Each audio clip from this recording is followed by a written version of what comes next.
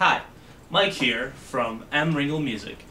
Alright, today's day 6. We're almost done. I'm not going to be posting videos, well, it wasn't every day, but pretty close to. I took one day off, that's okay. Alright, I had my first day of teaching today, though I didn't really teach. I'm not going to have kids until after break, which is fine because I have a lot to do. I have a lot of instruments to go through and a lot of different stuff. Cool, let's get on to the scales, alright? Today, well, actually yesterday and today, I did my scales in a fashion where I'm repeating the notes a lot. I'm basically woodshedding, or practicing, 5 notes in sequence, like this.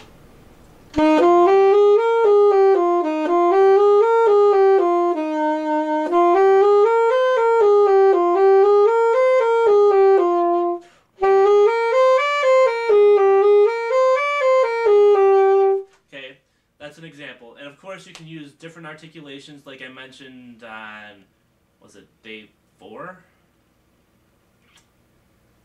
I don't remember. I think it was day 4 or 3. Maybe I should label the videos better. Doesn't matter. Alright. Using different articulations will be my next goal for that.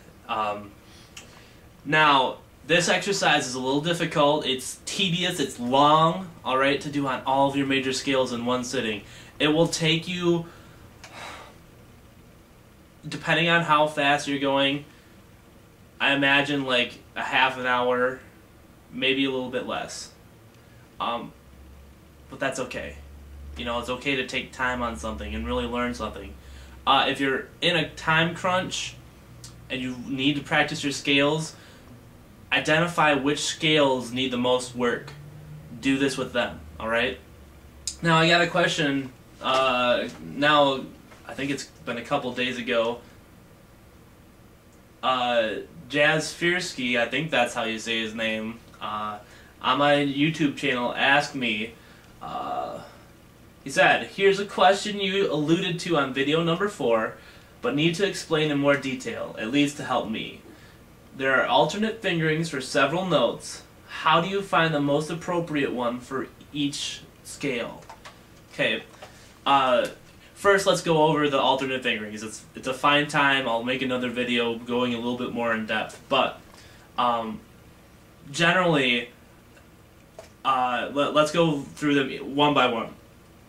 F sharp, you have the forked F sharp, which is, you finger like an F, and there's a little key here around where your ring finger would sit. Your ring finger probably crosses over it. If you can't find it, maybe consult a fingering chart if you can find one. I'll try to direct you to one online. Maybe it'll help you to have a little bit of a different visual aid. But it's this key right here. So you finger F plus this little key. Don't worry about this key. It's got to raise this this one on back. All right. All right. And that particular one is good for 2 scales, I would say. D flat, and I'm talking the key of your saxophone, alright? So starting on your D flat on the saxophone, whether you have tenor, bari, alto, soprano, whatever, alright? D flat, because F and F sharp are next to each other and you're not moving in a funky manner to or away from F sharp, okay? And F sharp, your F sharp scale on the saxophone. Again, you're not moving to or away from F sharp in a funky manner. Like if you had to go F to F sharp, then jump down to E flat. Try that doing forked F sharp. You're having to lift and then put down your fingers, your ring finger in particular. All right. Well, at least that's the one I use to operate that key. The next one is side B flat. Well, depending on what you were taught, side B flat is probably the most appropriate one to learn first. It's like fingered like an A, then you add this little key on the bottom here. It's called your bottom side key. Well, that's what I call it. Alright? And then there's bis, alright? There's B plus this little guy right here, alright? So you finger like a B, that's B flat. That's the second B flat. There's two more fairly acceptable ones, but they don't apply to scales. They're more for leaps, okay? And specific types of leaps from F and F sharp, okay? Let's not go over that alternate fingering right now. The side B flat I use in most of my scales. Again, bis is really only good for leaps. I mean, you can't do the slide thing. Like if you have to go B to B flat, you can't do that. But B in between B and B flat it's a little easier, all right, in the end. And the third one, side C, finger a B, and then this middle side key right here, right above the one for side B flat, all right, that's a C. Whether you're, and these all three of these work for both octaves. When I was thinking about it, side C doesn't really work for scales, all right. It's except for when you have chromatic licks, because listen.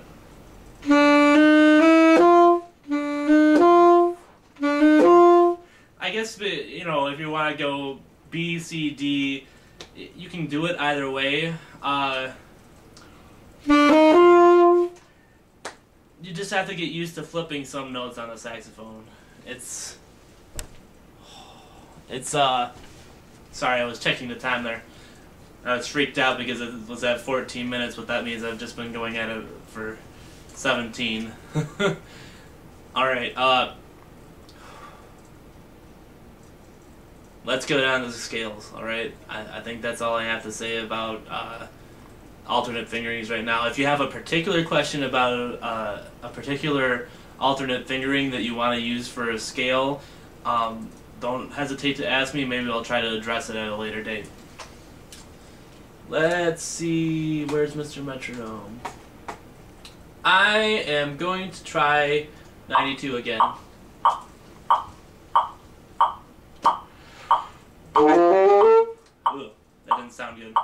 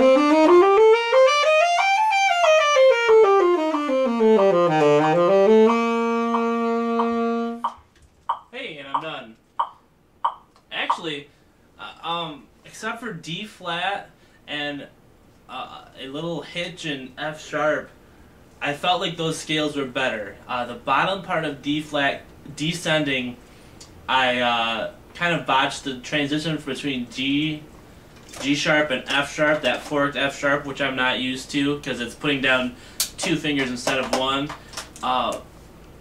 You know, it's just a little technical thing that I'm not used to. I'm botching it. I think that exercise helped me a lot. I isolating those, and I was going at like 60 when I was practicing the isolations. That's what I'll call them, is the isolations, because it's isolating note groupings. All right, and I think that it improved my speed and accuracy. Now, I have more work to do, obviously. You know, I'm not doing this because I'm perfect, and I'm not doing it to show off. I'm doing it to put myself out there and show you that you can improve. I feel like I've improved. You know, we haven't seen the end result of it, and good grief, I don't know what I'm going to do for tomorrow's exercise, or or maybe Wednesday. I don't know how things will go tomorrow. We'll just see. All right. This video is a little long. If you have questions, please ask them. I'm having trouble articulating my words. So if you have questions, ask.